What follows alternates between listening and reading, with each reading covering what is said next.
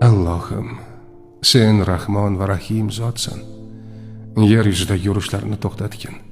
Qon to'kilishiga barham bergin. Qalbimizga rahm shafqat, insonlar orasiga mehr va tushunishni joylagin. Allohim, zulm ostida qolgan bandalaringga yordam ber.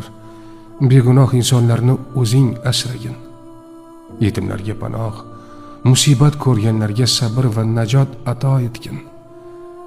Yuraklarga adovat emas, rahmat solgin. Rahbarlarga adolat, insonlarga insof ber. Yer yuzini tinchlik, xotirjamlik va omonlik maskaniga aylantirgin. Allohim, bizni fitna va urushlardan saqla. Farzandlarimizni qo'rquvsiz, tinch zamonda yashash nasib etgin. Amin ya robbal alamin.